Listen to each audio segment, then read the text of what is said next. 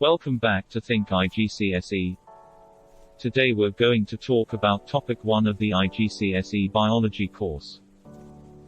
So what exactly makes an organism living?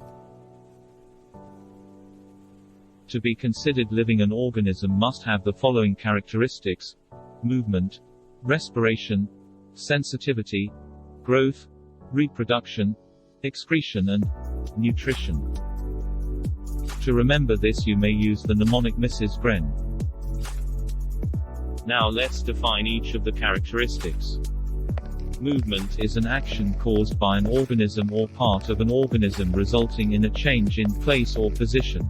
Respiration is the chemical reaction in living cells that break down nutrient molecules and release energy for metabolism.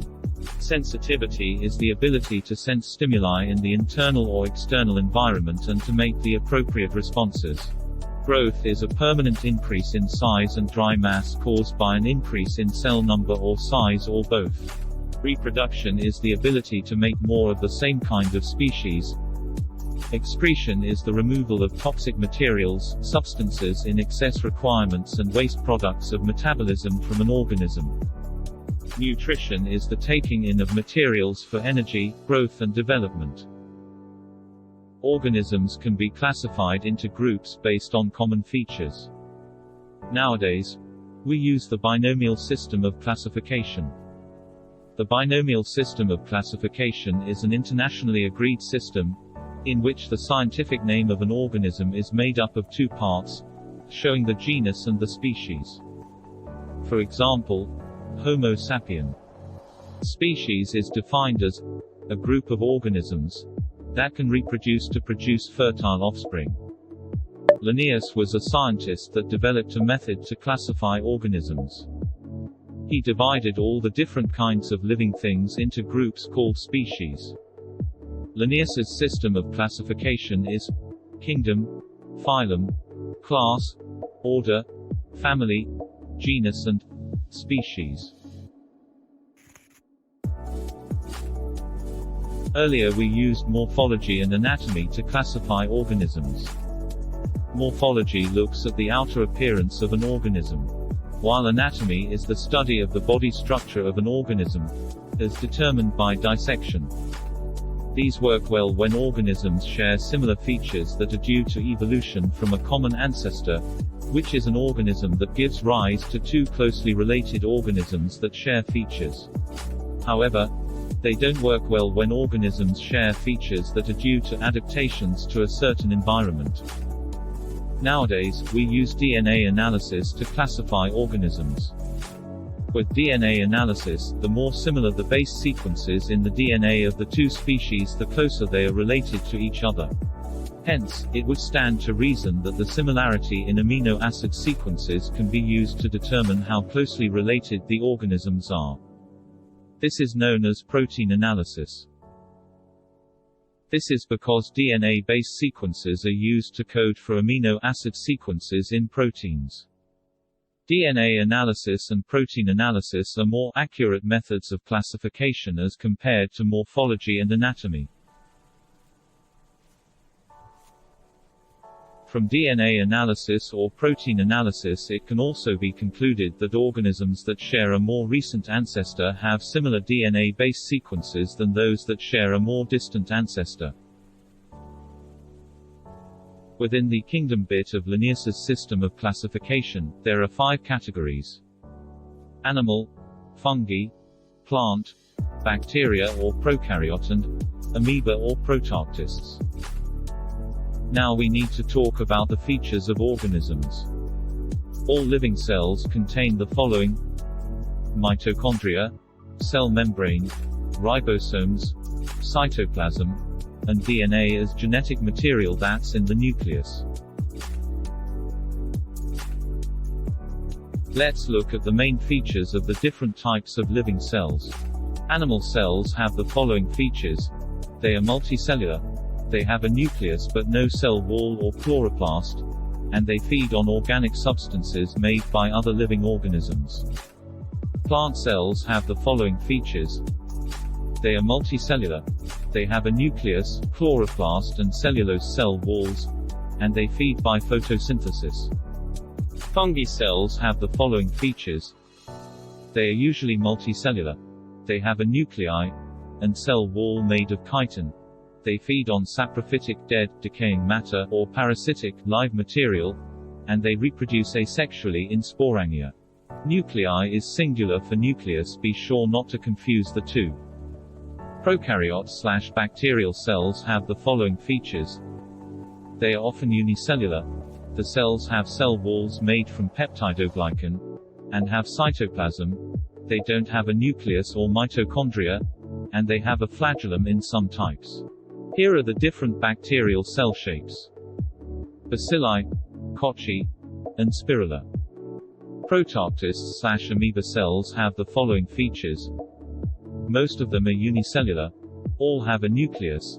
Some have cell walls or chloroplasts. Some photosynthesize, and some feed on organic matter.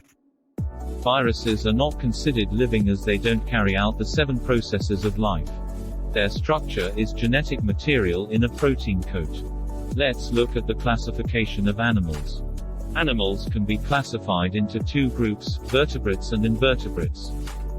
Vertebrates can then be classified into mammals, birds, reptiles, amphibians, and fish. Invertebrates can be classified into mollusks, coelenterates, nematodes, segmented worms, and arthropods.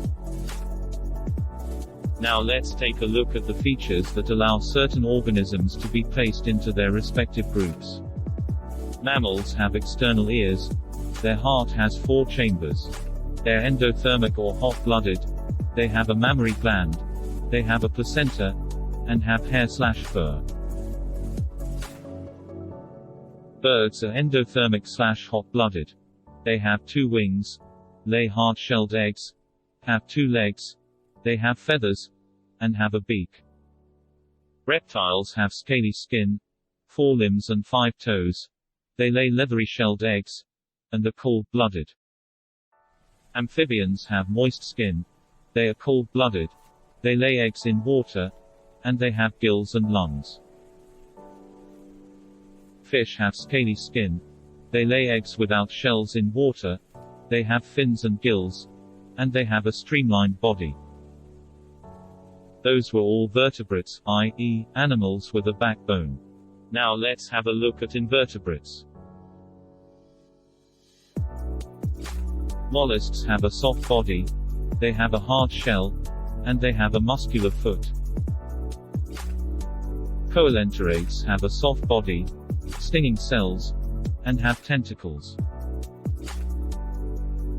Nematodes have an unsegmented body, tapered ends, and a cylindrical body.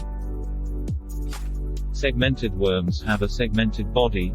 They have chatti/bristles, and they have rounded ends. Arthropods have jointed limbs, an exoskeleton. They are chitinized, and have a segmented body. Arthropods can be further classified into insects, myriapods, arachnids, and crustaceans. Insects have compound eyes, 3 body parts, 2 pairs of wings, and 1 pair of antennae. Myriapods have 1 pair of antennae, numerous legs, a segmented body, and simple eyes. Arachnids have 2 body parts, 4 pairs of legs, no antennae, 2 chelicerae. Crustaceans have compound eyes, 2 pairs of antennae, and 2 body parts. Now let's take a look at the classification of plants. Plants can be divided into 2 groups, flowering and non-flowering. Flowering plants can be divided into 2 further categories, monocotyledons or monocots, and dicotyledons or dicots. Monocots have long and narrow leaves. They have parallel leaf veins. They have petals in multiples of 3, and have 1 cotyledon. Dicots have short and broad leaves. They have branched leaf veins. They have petals in groups of 4 or 5, and they have two cotyledons.